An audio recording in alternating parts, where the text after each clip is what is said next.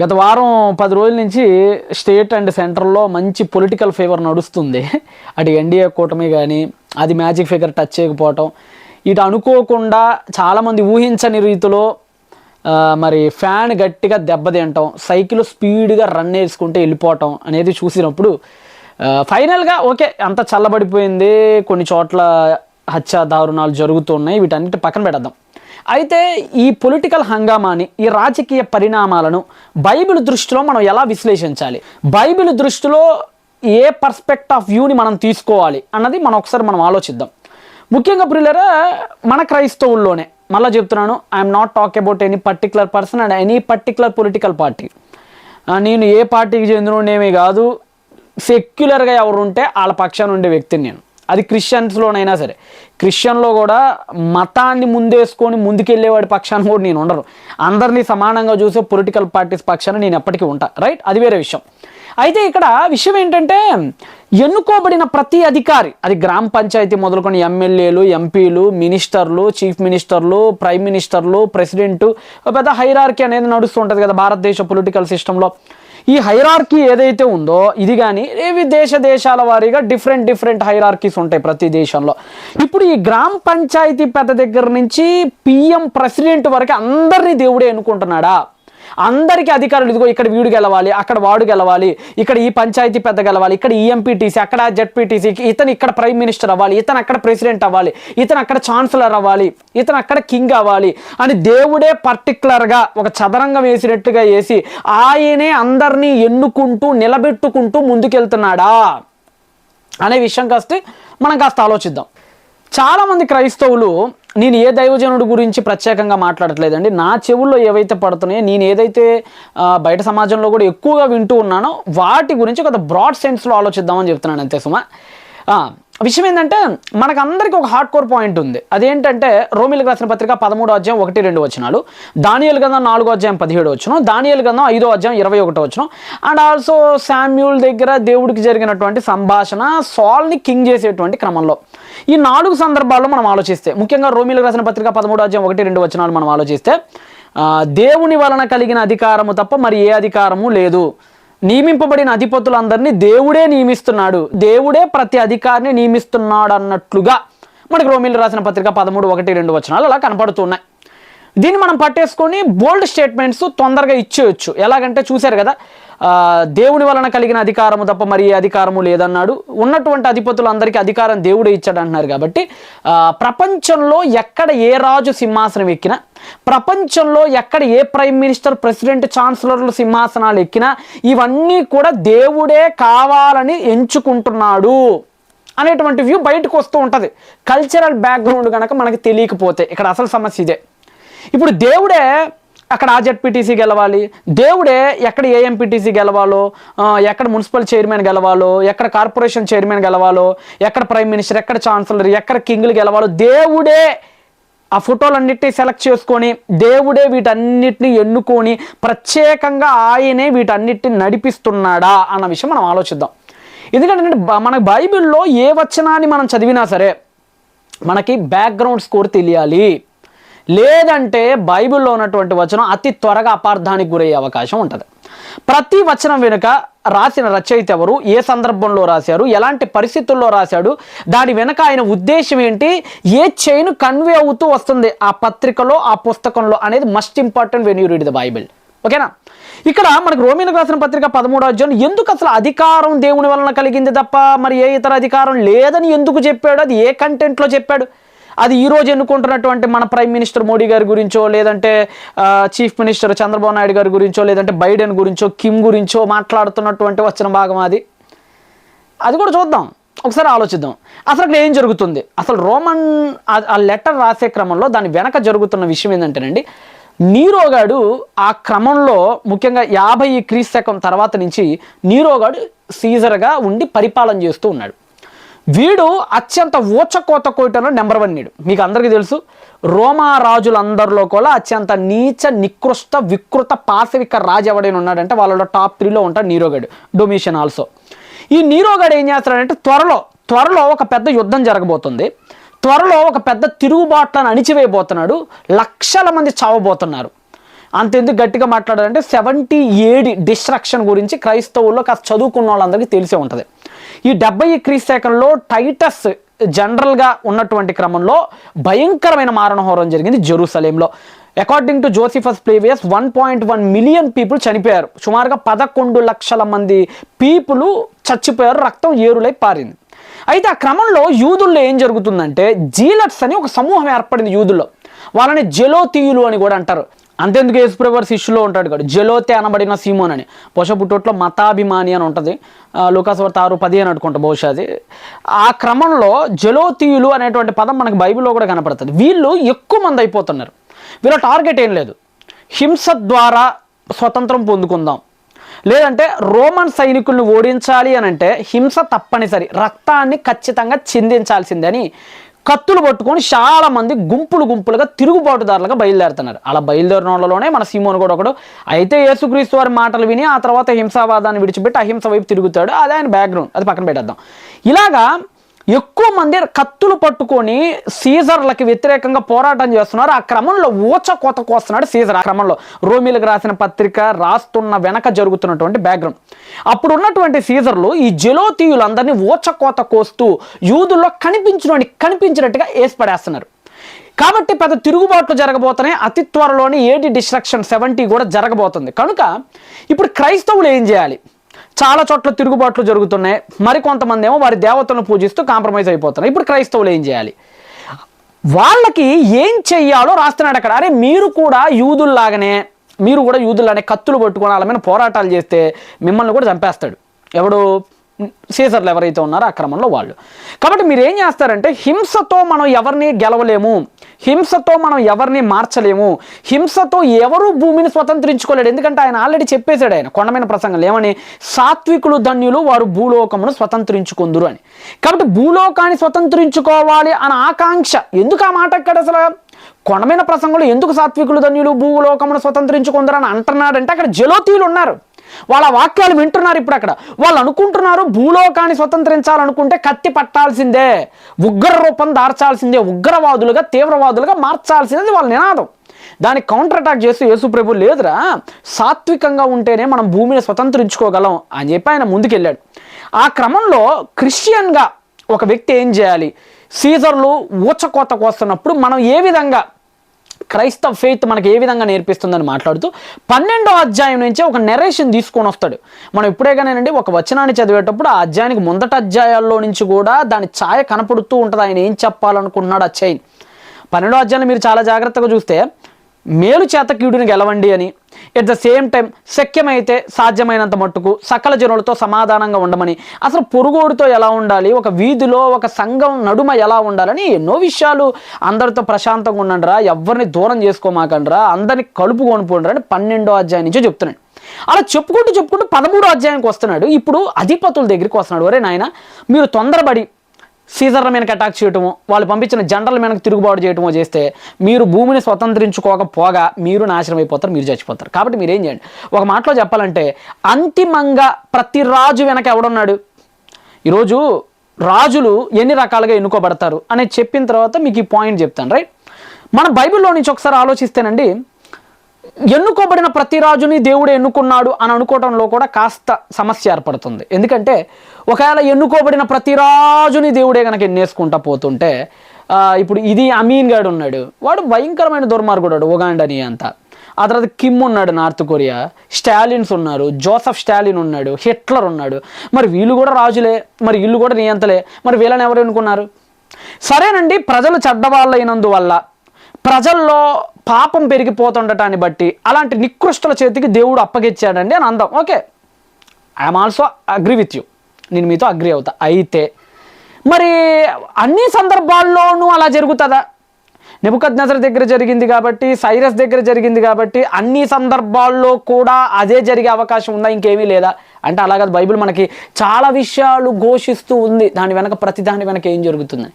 ఇప్పుడు అంటే దేశం చెడ్డదైనందువల్లే ప్రతిసారి చెడ్డరాజు కనుక అప్పచెప్తే, నేను మళ్ళీ చాలా క్లియర్గా చెప్తున్నానండి, దేశం చెడ్డదైనప్పుడు మనుషులు పాపులైనప్పుడు దేవుడు ఒక భయంకరమైన పాపపు రాజుకి అప్పచెప్తాడు. నేను కూడా దానికి అంగీకరిస్తాను. అయితే అది అన్ని సార్లునా? అంటే ప్రతి చెడ్డ రాజును మనం చూపించేసి దీని వెనుక దేవుడు ఉన్నాడు, దేవుడు దేశం చెడ్డదైంది కాబట్టి ఆయన ఎంచుకున్నాడని ప్రతిసారి బోల్డ్ స్టేట్మెంట్ ఇచ్చేయటం కుదిరిద్దా? అంటే బహుశా బైబిల్ కూడా మనకు ఆ విషయంలో కాస్త ఆలోచించుకో సోదరా అని చెప్తుంది. ఎందుకంటే ఒక చెడ్డరాజు ఎన్నికైనప్పుడు ఆ దేశంలో చెడ్డోళ్ళు హింసింపబడుతున్నారా, మంచోళ్ళు కూడా హింసింపబడుతున్నారా? అమాయకులు రేపులు జరుగుతున్నాయి, అమాయకులు చంపేస్తున్నారు, అన్యం పుణ్యం ఎరిగిన వాళ్ళు ఉసురు పోసుకుంటున్నారు, అక్రమాలు, లంచగొడితనాలు పెరిగిపోతున్నాయి. అంటే ఇప్పుడు మరి మంచోళ్లను కూడా తొక్కేయటానికి దేవుడు పెట్టుకున్నట్టుగా ఉంది కదా, ఇప్పుడు ఇది ఎక్కడ న్యాయం అని నాస్తికుల నుంచి చాలా ప్రశ్నలు మనకు ఎదురవుతూ ఉంటాయి. మనం ప్రతోడి కూర్చోబెట్టి సమాధానాలు చెప్పలేం. కాబట్టి కాస్త మనం లాజికల్గా ఆలోచించేటువంటి ప్రయత్నం చేద్దాం బైబిల్ని జాగ్రత్తగా, ఓకేనా? అసలు ఎన్నుకోబడిన నాయకులు ఏ ఏ కోణాల్లో ఎలా ఎలా ఎన్నుకోబడచ్చు, బైబిల్ మనకి ఏ ఏ విషయాలు తెలియజేస్తుంది, ఇది ఒకటి చూద్దాం. మొదటిగా, ఎన్నుకోబడిన ప్రతి రాజుని దేవుడే ఎన్నేసుకున్నాడు టిక్ కొట్టేదని బోల్డ్ స్టేట్మెంట్స్ ఇవ్వకుండా జాగ్రత్తగా బైబిల్ మనం చదివితే హోషేయ గ్రంథము 8వ అధ్యాయం 4వ వచనం, హోషేయ గ్రంథము 8వ అధ్యాయం 4వ వచనం, అక్కడ క్లియర్గా ఇలా ఉంటుంది, మీరు నాకు అనుకూలము కాని రాజుల్ని, నాకు అనుకూలము కాని అధిపతుల్ని మీరు ఎన్నుకున్నారు అని చెప్తాడు. అంటే నాకు అనుకూలులు కాని రాజులను వారు ఎన్నుకున్నారట, వారు నియమించుకున్నారట. దేవుడికి అనుకూలము కాని రాజులు వాళ్ళెవరు? వారెవరు? ఆ పైన 3వ వచనం మీరు చదవండి, ఇశ్రాయేలీయులు అని క్లియర్గా ఉంటుంది. అంటే 3వ వచనంలో ఇశ్రాయేలీయులు చెప్తూ 4వ వచనంలో చెప్తాడు వారు అనగా ఇశ్రాయేలీయులు. దేవునికి నాకు అనుకూలులు కాని రాజుల్ని నేను ఎన్నుకోలా, వారు నియమించుకున్నారు. వారు నేను కాదు, వారు. అంటే అదేంటి ప్రభు, నువ్వు ఎన్నుకోలేదా, నువ్వు నియమించుకోలేదంటే నేను కాదురా వారు నియమించుకున్నారు అని చెప్తున్నాడు. అంటే దేవుడు నియమించకుండా మనుష్యులు నియమించుకున్నా కానీ రాజులు అయిపోతారంటే అయిపోతారు. ఇప్పుడు హోషేయ 8:4 అదే చెప్తుంది. ఈరోజు యెరోబాము 2 గాడు కానీ, ఆ తర్వాత ఇజ్రాయెల్ని పరిపాలించినటువంటి 19 మంది రాజులు ఉన్నారు, ప్రతి ఒక్కరు దుర్మార్గుడు అటు వాళ్ళు కానీ, వీళ్ళందరూ నీచు నికృష్టులు. వీళ్ళని ఎవరు ఎన్నుకున్నారు? ఒక యెరోబాముని పక్కన పెట్టండి, ఫస్ట్ వాడు ఎన్నుకోవడం చాలా కథ ఉంది. మిగతా సమూహాలు మొత్తాన్ని ఎవరు ఎన్నుకున్నారంటే నేను కాదు ఎన్నుకుంది, వాళ్ళు ఎన్నుకున్నారు. నాకు అనుకూలులు కాని రాజులు వారు నియమించుకున్నారని చెప్తున్నాడు. నాకు అనుకూలులు కానీ అధిపతులను కూడా నియమించుకున్నారని చెప్తున్నాడు. అంటే దేవుడితో సంబంధం లేకుండా, దేవుడు పర్మిషన్ తీసుకోకుండా, దేవుడు చిత్తానికి లోబడకుండా మనుష్యులు కూడా సొంత పెత్తనాలు కట్టుకొని, మనుషులు కూడా సొంత సిద్ధాంతాలకు పోయి మనుష్యులే ఎన్నుకునే రాజులు కూడా ఉన్నారు అని బైబిల్ ఒక గీత గీస్తుంది రాజుల నడుమ. అంటే బైబిల్ మనకిస్తున్నటువంటి ఒక విషయం చెప్తున్న విషయం ఏంటంటే, రాజులందరినీ నేను నియమించుకున్నాను అనుకోమాకండి, వారు అనగా ప్రజలు వాళ్ళ ఇష్టం చొప్పున నియమించుకునే రాజులు కూడా ఉంటారు. ఇది మీరు ఫస్ట్ దీన్ని బలపరుస్తూ న్యాయాధిపతుల గ్రంథం 9వ అధ్యాయంలో అబీమెలెకు అనేవాడు కూడా ఉంటాడు. మీకు అందరికీ తెలుసు, గిజ్జోను గారికి పుట్టినటువంటి కొడుకు. మిగతా సోదరులందరినీ కోత కోసేస్తాడు సుమారుగా 70 మందిని ఒకే రాతి మీద. వీడు గురించి కూడా ఒక ఉపమానం చెప్తూ ఉంటాడు బైబిల్. చెట్లన్నీ కలిసి ఫస్ట్ ఒక ఆలివ్ ట్రీ దగ్గరికి వెళ్ళినాయట, నువ్వు మమ్మల్ని నేలమని చెప్తే అప్పుడు అది వద్దు, అప్పుడు నా వల్ల కాదు, నాకు చాలా వర్క్స్ ఉన్నాయి, దేవుడు పని చేసుకోవాలని నేను చెప్తాను. తర్వాత అంజూరా దగ్గరికి వెళ్తే అది కూడా నేను దేవుడు పని చేసుకోవాలని చెప్తుంది. ఆ తర్వాత ద్రాక్ష దగ్గరికి వెళ్తే అది కూడా నేను దేవుడు పని చేసుకోవాలని చెప్తుంది. ఇలాగా ఆలివ్ కానీ, అంజూరా కానీ, గ్రేప్ కానీ ఇవన్నీ మాకు చాలా పనులు ఉన్నాయి, మిమ్మల్ని యాలో అని అంటాడు. అలా అన్న ప్రతిసారి కూడా ఒక పదం మనకి బైబిల్లో చాలా జాగ్రత్త కనపడుతూ ఉంటుందండి. మమ్మును ఏలమని అంటే మమ్మల్ని ఏలు అని దేవుని అడగట్లా. ప్రజలే అందరూ కలిసి చెట్లన్నీ కలుసుకొని మమ్మల్ని ఎవరెవరు ఏళ్తారా అని అడవంతా తిరిగినాయట. అంటే మమ్మల్ని ఎవరెవరు ఏళ్తారని అడవంతా తిరిగినాయి అని అంటే ఇక్కడ దేవుడు ఇన్వాల్వ్మెంట్ కనపడట్లేదు మనకి. ఇక్కడ ఒక ప్రజలంతా తమంతట తాము ఎన్నుకున్నట్టు కనపడుతుంది ఇక్కడ. కాబట్టి బైబిల్ మనకి చాలా క్లియర్గా చెప్పేటువంటి విషయం ఏంటంటే, అరే బాబు, ఎన్నుకోబడిన ప్రతి వాడిని నేనే నియమించేశానని, వాడు చేసే ప్రతి దుర్మార్గాన్ని నాకంట కట్టకండి. ఎవడో ఒక ఎదవ ఎన్నుకోబడితే ఎక్కడైనా సరేనండి, నేను ఇండియా గురించి మాట్లాడట్లేదు, తప్పుగా అర్థం చేసుకోమాకండి, మిగతా దేశాల్లోనైనా సరే, ఎవడో ఒక వెధవ ఎన్నుకోబడితే ఆ వెధవ ఎన్నుకోబడిన తర్వాత ఇదిగో చూసారా దేవుడే ఇతను ఎన్నేసుకున్నాడంటే ఇప్పుడు అతను చేసిన పాపాలు, అతడు చేసిన హత్యలు, వాడు చేసిన అత్యాచారాలు, వాడు అమాయకుల్ని ఓచకోత, ఈ లిస్ట్ అంతా దేవుడి దగ్గరికి వెళ్ళిపోతాయి. కాబట్టి మనం స్టేట్మెంట్ ఇచ్చినప్పుడు జాగ్రత్తగా ఉండాలి. కాబట్టి మనుష్యులు సొంత పెత్తనంతో ఎత్తుకునేటువంటి రాజులు కూడా ఉన్నారు అని మనం బైబిల్ చాలా క్లారిటీగా చెప్తాం.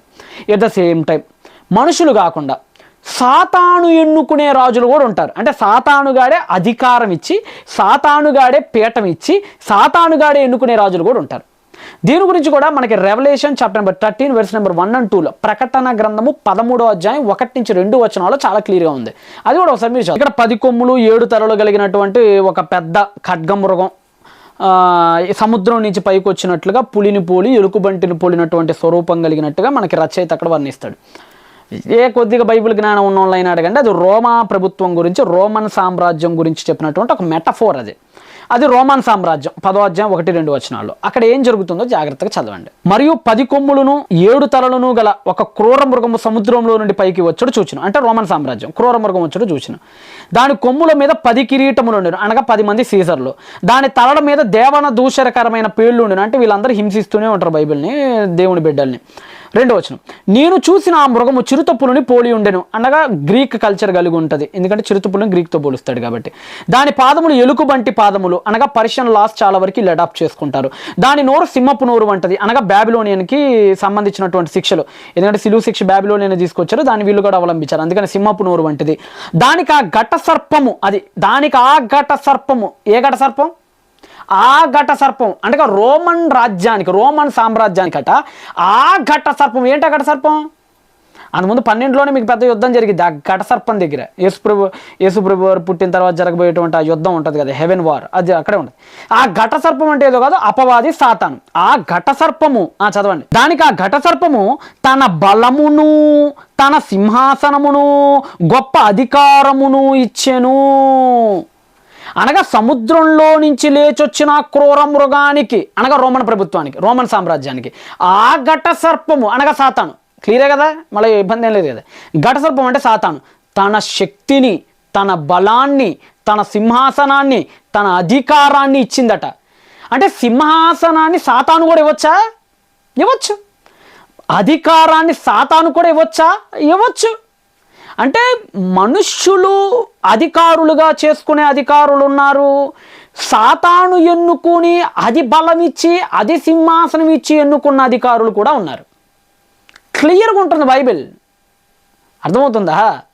మనుష్యుల చేత ఎన్నుకోబడిన రాజులు ఉన్నారు, అది హోషేయ 8:4 చెప్తున్నాడు దేవుడు. వాళ్ళకు ఉదాహరణ ఏంటో చెప్తారంటే ఇజ్రాయేలులో 19 మంది రాజులు, యెరోబాంగాడు, వాళ్ళందరూ మనుషుల చేత ఎన్నుకోబడిన వాళ్ళు. వాళ్ళ ఎన్నుకోవటంలో దేవుడి ప్రమేయం లేదు. ఇప్పుడు డేవిడ్ ఉన్నాడండి, డేవిడ్ని ఎన్నుకునేటప్పుడు ఎవరి ప్రమేయం ఉంది? శామ్యూల్ని పంపించి, శామ్యూల్ నువ్వు వెళ్ళి అభిషేకించమని చెప్పి అభిషేకించాడు. ఒక యోషియా మహారాజు ఉన్నాడు. యోషియా మహారాజు ఎన్నుకోబుంది ఏం చేశారు? ముసలి ప్రవక్తను పంపించి అక్కడ ముందుగానే ప్రాఫెసీ కూడా ఇచ్చాడు మనకు అక్కడ దేవుడు. అంటే దేవుడు ఎన్నుకునేటప్పుడు అభిషేకాలు జరుగుతున్నాయి, దేవుడు ఎన్నుకునేటప్పుడు ప్రాఫెసీస్ ఉంటున్నాయి, ముందుగానే సూచనలు కొన్ని పెడుతున్నాడు ఆయన, నేను ఎన్నుకుంటున్నాను ఈ వ్యక్తిని. అంటే మనుషులు ఎన్నుకునే రాజులు ఎవరండి, ఎలా ఉంటారని అంటే, ఉదాహరణ ఇశ్రాయేలు రాజులు. దేవుడు ఎన్నుకోవడానికి రాజు అంటే దేవుడు కూడా ఎన్నుకుంటాడు. ఇదిగో నా హృదయానుసారుడైన మనుషుని గమనించి తిని అంటాడు కదా, నా చిత్తానుసారుడైన మనుషుని చూచి తిని అంటాడు కదా దావీదు గారిని ఉద్దేశించి. దావీదు గారు, ఒక యోషియా గారు, ఒక కోరెష్ గారు, ఒక హిజ్కియా గారు, ఇలాంటి గొప్ప గొప్ప మంచి మంచి రాజులు ఉన్నారే, వీళ్ళందరినీ దేవుడే ఎన్నుకున్నాడు. దేవుడి చేత ఎన్నుకోబడిన రాజులు ఇలా ఉంటారు. మరి సాతాను చేత ఎన్నుకోబడిన రాజులు ఇప్పుడు చూశారు కదా, ఆ 10 మంది రాజులు, వాడందరూ సాతాను చేత ఎన్నుకోబడ్డాడు అన్నాడు కదా అక్కడ. 10 కొమ్ములు 7 తలలు. ఎవరో 10 కొమ్ములు? సీజర్లో ఒక క్లాడియస్ గాడు, ఒక నీరో గాడు, ఒక వెస్పాషియన్ గాడు, ఒక టైటస్ గాడు, ఒక డొమిషియన్ గాడు, వీళ్ళందరూ సీజర్లో 10 మంది మొత్తం వీళ్ళు. అంటే సాతాను చేత ఎన్నుకోబడిన కింగ్స్ ఉన్నారు, సాతాను గాడే సింహాసనం ఇచ్చిన కింగ్స్ ఉన్నారు. వీళ్ళకు ఉదాహరణ రోమన్ చక్రవర్తులు. మనుషుల చేత ఎన్నుకోబడిన రాజులు ఉన్నారు, వీళ్ళకు ఉదాహరణ ఇశ్రాయేల్ రాజులు. దేవుడి చేత ఎన్నుకోబడి దేవుడు సింహాసనం ఇచ్చిన రాజులు ఉన్నారు, దీనికి ఉదాహరణ ఒక డేవిడ్, ఒక యోషియా, ఒక హిజ్కియా అండ్ ఆల్సో ఒక సైరస్ ద గ్రేట్. ఇలాగా ప్రతి రాజుని దేవుడే డైరెక్ట్ ఇన్వాల్వ్మెంట్ అయిపోయి దేవుడే ప్రతి ఒక్కరిని ఎన్నేసుకుంటా పోడు. అయితే రాజు హృదయము దేవుని చేతుల్లో ఉంటుంది. గవర్నెన్స్ ఎవరిదైనా కానివచ్చు, ఫైనల్ కంట్రోల్ దేవుడి దగ్గరే ఉంటుంది, అది మాత్రం పక్క. మళ్ళీ చెప్తున్నాను, ఎవరైనా ఎన్నుకోబడచ్చు, అది సాతానుగా నియమించిన రాజులైనా, మనుషులు కోరుంచుకొని ఎన్నుకున్న రాజులైనా, దేవుడు ఎన్నుకున్న రాజులైనా సరే, ఈ ముగ్గురు మీద ఫైనల్ కంట్రోలింగ్ అయితే దేవుడిదే. ఆయన తిప్పాలనుకుంటే ఎవరిని ఎటైనా తిప్పుతాడు. అయితే ఆయన జోక్యం చేసుకోవాలా లేదా అన్నది అది ఆయన ఉద్దేశం, అది ఆయన చిత్తం. ఆయన చిత్తం ఉంటే సాతాను చేత ఎన్నుకోబడిన రాజులనైనా, మనుషుల చేత ఎన్నుకోబడిన రాజులనైనా, తనే ఎన్నుకున్న రాజులనైనా ఎటు తిప్పాలని తిప్పగలడు ఆయన. అయితే మనుషులే ఎన్నుకున్న రాజులు అనుకోండి, అరే నేను కాదు కదా ఎన్నుకుంది, వాళ్ళ కర్మ, వాళ్ళకేదో వాళ్ళు ఎన్నుకున్నారని ఆయన గాలికి వదిలేస్తాడు కొన్నిసార్లు, అన్నిసార్లు కాదు కొన్నిసార్లు. అదే సమయంలో సాతానుగాడు ఎన్నుకున్న రాజులు అనుకో, ఇప్పుడు సాతానుగాడికి అధికారం ఇచ్చింది ఎవరు? మనుషులే కదా. మరి ఈ దౌర్భాగ్యుడికి అధికారం ఇచ్చింది, పాపం చేసుకొని పాపాధికారం వాడికి ఇచ్చిన మనుషులే కదా. కాబట్టి వీళ్ళే వాడికి అధికారం ఇచ్చారు, వాడేమో వాళ్ళే ఇచ్చుకున్నాడు, నేనెందుకులే అని సైడ్ అయిపోతాడు దేవుడు కొన్నిసార్లు. కాబట్టి ఏంటంటే ప్రతి రాజు లేదంటే ప్రతి ప్రైమ్ మినిస్టర్ ఎన్నుకోబడంగానే వీడికి దేవుడే అధికారం ఇచ్చేసాడు అని ప్రాథమిక ఉద్దేశాన్ని మాత్రం తెలియజేయకండి. మరలా చెప్తున్నాను, అంతిమంగా దేవుడు అనుమతించాడా, దేవుడు ఆమోదించాడా అన్నది చాలా జాగ్రత్తగా గమనించాలి. మనం అనుమతించడానికి ఆమోదించడానికి చాలా తేడా ఉంది బైబిల్లో, చాలా తేడా ఉంది బైబిల్లో. అనుమతించడం అంటే అర్థం ఏంటి? ఇప్పుడు దేవుని వలన కలిగిన అధికారము తప్ప మరి ఏ అధికారం లేదని ఎందుకు అన్నాడంటే సింపుల్ ఫైనల్గా గాడ్స్ ప్రొవిడెన్సే ఉంటుంది ప్రతి దానిలో, అంతేనా? ఇప్పుడు మనమే ఉన్నాం అనుకోండి, ఇప్పుడు మనం ఒక వ్యక్తిని ఎన్నుకున్నాం ప్రెసిడెంట్గా, రైట్? ఎలా ఎన్నుకోగలిగాం? మనకి ఫ్రీ విల్ ఉంది కాబట్టి మనకి ఇష్టమైన వాళ్ళకి ఓట్లు వేసి ఎన్నుకున్నాం. మనకి ఫ్రీ విల్ ఇచ్చింది ఎవరు? దేవుడు ఇచ్చాడు. కాబట్టి ఇప్పుడు ఈ రాజు ఎన్నుకోబడటానికి ఫైనల్ కాజ్ ఎవరు? లాస్ట్ కాజ్ ఎవరు? దేవుడు అవుతున్నాడు. ఆ ఉద్దేశంతో చెప్పాడు ఆయన అక్కడ. ఇప్పుడు సాతానుగాడు కొంతమంది రాజులను ఎన్నుకున్నాడని చెప్పాను. సాతానుగాడు ఎలా ఎన్నుకోగలిగాడు? దేవుడు పర్మిషన్ లేకుండా ఎంచుకోగలడు వాడు? అంత సీన్ లేదు. According to Job chapter number 1 ప్రకారంగా వీడు ఏదైనా దేవుడు పర్మిషన్ తీసుకొని చేయాల్సిందే. కాబట్టి ఇప్పుడు సాతాను రాజులను ఎన్నుకోవాలన్నా సాతానికి పర్మిషన్ ఇచ్చింది దేవుడు. కాబట్టి అల్టిమేట్ ప్రొవిడెన్స్, గాడ్ ప్రొవిడెన్స్ ఏదైతే ఉందో అది మాత్రం ఫైనల్గా ఆయన ఫైనల్ కంట్రోల్ ఆయన చేతుల్లోనే ఉంటుంది. కాబట్టి ఫైనల్ వ్యూలో అంటే అంతిమ దృష్టికోణంలో ఆలోచిస్తే ఏ అధికారము లేదు, దేవుడి వల్ల కలిగింది తప్ప. మళ్ళీ చెప్తున్నాను, అంతిమ దృష్టికోణంలో ఆలోచిస్తే ఏ అధికారము లేదు, దేవుని వలన కలిగినది తప్ప. అది ఏ దృష్టికోణం? డైరెక్ట్గా ఇన్వాల్వ్మెంట్ ఎన్నుకున్నాడని కాదు ఆ వచన భాగం. అంతిమంగా దేవుడి వల్లే, ఆయన ఇచ్చిన ఫ్రీ విల్ వల్ల, ఆయన ఇచ్చిన పర్మిషన్స్ వల్ల జరుగుతున్నాయి. కాబట్టి అంతిమంగా ప్రతి రాజ్యాన్ని దేవుడికి ఆపాదిస్తున్నాడు రచయిత. దీన్ని ఇడియోమాటిక్ స్క్రిప్చువల్ స్టైల్ అంటారు. బైబిల్ చదివేటప్పుడు సాహిత్య శైలి, అది ఏ స్టైల్లో రాయబడింది, దాని ఇడియమ్స్ ఎలా ఉంటాయి, ఆ రోజుల్లో యోధా సాహిత్యం గురించి తెలుసుకుంటే క్లారిటీగా ఉంటుంది మనకి ఇక్కడ. కాబట్టి ప్రియులారా, ఇక నుంచి మనం ఎప్పుడైనా సరే ఎవరైనా ఒక రాజు, ఇప్పుడు ప్రైమ్ మినిస్టర్ మోడీ గారు ఉన్నారు, లేదంటే మన సిబిఎన్ గారు ఉన్నారు, లేదంటే జగన్ గారే ఉన్నారు. మరి వీళ్ళని ఎవరు ఎన్నుకున్నారండి? మనుషులా? మన ఓట్లు వేయటం మూలన, లేదంటే సైతాన్ గాడా, లేదంటే దేవుడు? మీరు చెప్పగలరా అంటే మనం చెప్పలేము. ఎందుకు చెప్పలేము? దాని గురించి డీప్ అనాలిసిస్ మీరు చేసుకోవాలి. నేను చెప్పాను కదా, పండు రుచిని బట్టి అది ఏ చెట్టో అర్థమవుతుంది. అలానే ఎన్నుకోబడిన రాజు వాడి క్రూరత్వాన్ని బట్టి, వాడి మంచితనాన్ని బట్టి ఎవరు ఎన్నుకున్నారో తేలిపోద్ది. మంచి క్రియలు చేస్తున్నాడంటే ఆయన దేవుడు ఎన్నుకున్నాడు, దుర్మార్గంగా ఉన్నాడంటే ఆడు మనుషులు ఎన్నుకున్నారు, ఇంకా కఠిన దుర్మార్గుడు దరిద్రుడుగా ఉన్నాడంటే ఆయన సైతాన్ గాడు ఎన్నుకున్నాడు. కాబట్టి ఇలా మనం చక్కగా డివిజన్ చేసుకుంటూ పోతే మాత్రం ఎలాంటి ఇబ్బంది లేదు. ఫైనల్గా మళ్ళీ చెప్తున్నాను, నేను ఏ దైవజనుడిని ఉద్దేశించి దయచేసి మాటల్ని మాత్రం ఎవరు అపార్థం చేయకండి. నేను వింటున్న మాటల్ని ప్రజలకి క్లారిటీ ఇవ్వాలి, ఇంకొంత క్లారిటీ ఇవ్వాలి అనేటువంటి ఉద్దేశంతో మాత్రమే చెప్తున్నా. 3 types of kings is there. ఈ విషయాన్ని మాత్రం మీరు ఆలోచించుకోండి.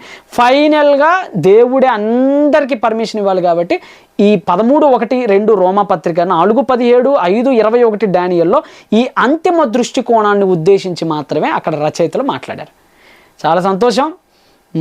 ఏదైనా సరే మనం పౌలు గారు చెప్పినట్లుగా దేవుని అధికారాలకు లోబడి ఉండాల్సిన బద్దులమే ఉన్నాము కనుక మనకు ఏ ప్రభుత్వం ఉన్నా సరే ఆ ప్రభుత్వానికి లోబడాలి, ఆ ప్రభుత్వం యొక్క చట్టాలకు అనుగుణంగా ముందుకెళ్ళాలి. అయితే అది ఎంతవరకు? మేము దేవునికి లోబడదుమా లేక మీకు లోబడదుమా అన్నాడే పేతురు డైలాగ్, అంతవరకు. సంతోషం. మరొక మంచి అంశంతో మళ్ళీ కలుద్దాం. I'm M Samson from MS మడ్వేట్స్. బాయ్.